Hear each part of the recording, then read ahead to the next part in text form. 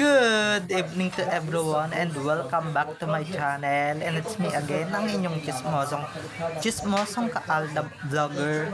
Gusto ko munang magpasalamat sa inyong lahat sa mga walang sawa na tumatangkilik, nanonood, sumusuport at sumusubaybay ng mga content ko here on my YouTube channel. So wag ninyong babaktawan o lalaktawan tong ating topic for today's video. I'm sure na hindi ninyo pagsisisihan na pinanood nyo ito mula umpisa hanggang hulihan, and syempre wag na wag kayong mag-i-skip ng segment, okay?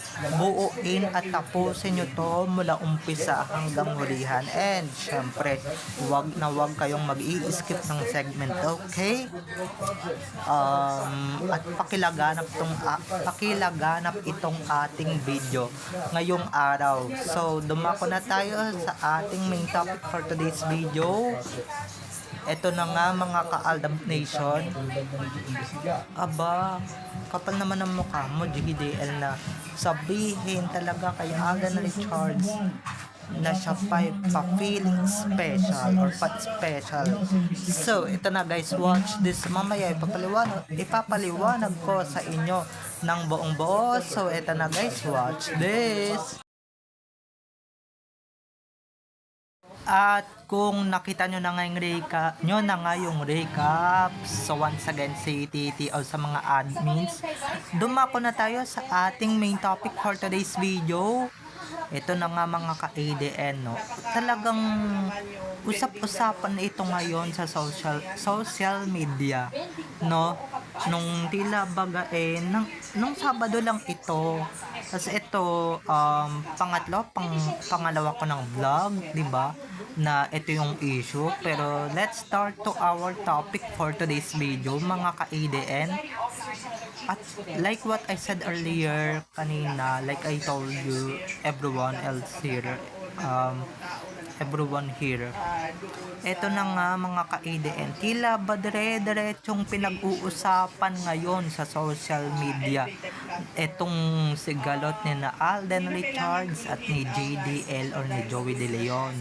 Kasi nga 'di ba, naghihimutok na naman tong matandang to sa hindi pag-attend ni Alden Richards sa anniversary ng programa na dati niyang kinabibilangan, okay?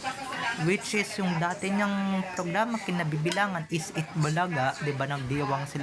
Nagdiwang sila ng 47th anniversary. Na yun na nga, may kumakalat na balita na ito ngang si Joey De Leon or si Boss Joey is sinabihan si Alden na mag-video greet, or hindi mag-video greet kundi mismong umattend doon sa TV5. At ito nga ngayon, ang sinasabi niya naman kasi, 'di ba? Ewan ko ba dito sa matandang guranggitis na ito, pero ito na nga, hindi ko lang nagustuhan yung tabas ng bunganga ni JDL or tabas ng bibig ni JDL. Sinabihan niya pa si Alden talaga, sa kanya mismo nang galing to napa-special talaga si Alden. 'Di ba? Yung ibig sabihin ng pa-special sa mga hindi nakakaalam, yung pa-importante ka, 'di ba? Yung pa-big star ka, ganyan. Totoo namang big star si Alden. Pero yung sasabihan mo na to the point na pa-importante, baka gusto ninyong sabihan rin kayo ni Alden na pa-importante kayo, na kahit ang dami-dami ng kanyang ginagawa, dami-dami ng kanyang racket, ang dami-dami ng possibility na pwede niyang ikayaman pa ng bonggang-bongga at ng husto, talagang kayo pa talaga yung nagsabing ang kakapal ng pagmumukha ninyo, 'di ba? Lalong-lalo na tong gurang na matandang to, grabe.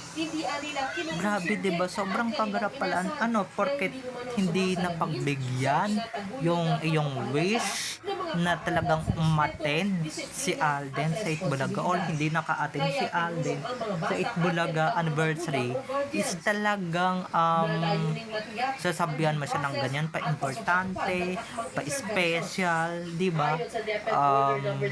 Kung nakakaintindi ka lang talaga ng ang daming ginagawa ng tao, Diyos ko.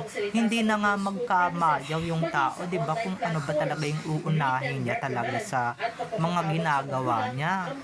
Kaya hindi na niya maisisingit sa kanyang schedule yung pag-attend dyan, okay? Hindi niya na maisisingit. At lalong-lalo na siguro, naiintindihan mo naman or nakakaintindi ka naman na hindi pwedeng umattend yung nakakontract sa isang istasyon na hindi niyo naman talaga na kinabibilangan. Diba? Kasi bawal yan guys, magka-conflict yan, alam nyo naman. Diba? Kasi GMA si Alden eh. So which means, yung mga taga GMA is bawal talaga mag-attend ng anniversary ng Itbulaga. Gaya ni Rochelle Pangilinan, diba? O si Rochelle, halimbawa si Rochelle, dabarkads yan na since 1997 pero hindi naka-attend. Pero naramdaman yung presensya niya doon sa damit, diba? Sana naman lang ganun din yung ginawa ninyo kay Alden. Inintindi nyo na rin, diba? Ay palibhasa, ito palang mga to tumatanda ng paurong, diba? Lalong-lalo na sa JDL, tumatanda ng paurong, Diyos ko. Mga hindi nakakaintindi, diba? Ewan ko ba kung nasan yung utak ng matandang yan, diba? Nakakaloka, naku. Siguro naman in-explain na ni Alden sa kanya to, 'di ba? In-explain na ni Alden kung ba't di siya makaka-attend, kung ba't hindi siya makakapunta at makakasipot diyan sa programang nagpakilala sa kanya bilang Alden Richards, 'di ba? Isa na din diyan yung isa na rin diyan yung nagpakilala sa kanyang wife na si Maine Mendoza, dahilan kung ba't sila lalong sumikat ng bonggang-bongga. At yan din yung dahilan kung ba't sila lumubog ng bonggang-bongga. Diba mga ka-ADN? So, ito lang diba? Ewan ko ba dito kay JDL kung nag-aral ba to o hindi, diba?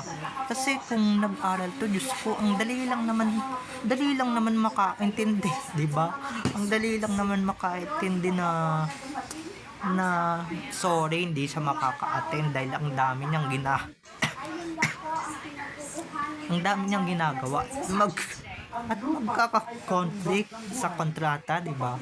Magkaka-conflict siya kasi nga nakatali siya sa GMA tapos makikita siya sa ibang programa na hindi GMA produced, diba? Kahit kesohodang Itbulagayan at syempre kesohodang may utang na loob siya diyan sa Itbulaga, talagang pag sinabing bawal talaga. At pag sinabing busy, please understand that. Alden is fully booked every day, every night. And syempre madaming endorsement yan, maraming mga engagements yan, diba? Kaya diba, ganyan pala sila, ganyan pala yung ugali ng matandang yan pag natatanggihan, no, yung invitation, diba? Ako, ngayon ko lang napansin yan, na hindian lang kayo ng isang beses ng tako, na hindian lang kayo ng bonggang-bongga, nagkakaganyan na agad kayo, naghihimutok kayo. What more pa kaya kung hindi na talaga siya, kung bumitaw siya dyan sa programa nyo, ng sobrang taga ng panahon, di mas lalo pang yan, mas lalo nyo pang paghihimutokan yan at makasabihin ninyong wala siyang utang na loob, diba? He's ungrateful, diba? Baka ganun na yung sasabihin ninyo or baka yun na yung gusto ninyong sabihin, diba? Basang-basa ko na yan ako mga ka-ADN, wag ako. Trust me talaga mga ka-Alab Nation, yan talaga yung gustong iparating ni JDL noon pa man, yan talaga yung gustong iparating ng matandang yan talaga yung gusto niyang i-share, yan talaga yung gusto niyang ibahagi, diba? Sobrang bitter. Ang bibitter pala ng mga to, no? Yung para bang, diba? Yung para bang hindi kayo nagdaan sa mga ganyan. Diyos ko. Diba na sobrang busy, sobrang full book. Diba yung sinasampan talalang yung kasikatan. Ay, palibhasa, hindi pala sumikat tong mga to. Mga lumipas na pala to diba? Kaya hindi sila nakakaintindi ng hectic schedule at saka ng hectic na kabi-kabilang endorsement, kabi-kabilang brand deals, kabi-kabilang mall tours, mall shows, 'di ba? Kaliwat kanan na parot parito si Alden. So please understand that, okay? Ewan ko ba dito, I don't know if makakaintindi sila o nakakaintindi itong mga to, kasi mukha namang hindi. Isa na yun si Boss Joey na hindi naman talaga nakakaintindi ang matandang yan, di ba? Siya pa talaga may gana, di ba? Siya pa talaga yung may ganang magsabi kay Alden ng pa-special, di ba? So pa talaga may gana kay na magsabi kay Alden na pa-importante. Talagang importante naman talaga yan si Alden. Talaga namang importante yan si Alden sa programa ninyo dati. Kasi kung hindi dahil kay Alden at kung hindi dahil kay Maine, sa kanilang dalawa, malamang nasa taihan na kayo, 'di ba? Malamang nasa kangkungan na kayo at hindi nyo alam kung saan na kayo pupulutin, 'di ba? Tapos natanggihan lang kayo ni Alden, ganyan na kayo, 'di ba? Unang-una dyan, busy siya. At pangalawa, ayaw niyang makita yung nakakaalibadbad na pagmumukha ni Clowny, di ba, nung nagpapanggap namin. At pangalawa sa lahat, okay, pangatlo sa lahat pala, is ayaw niya makipagplastikan sa inyo, 'di ba?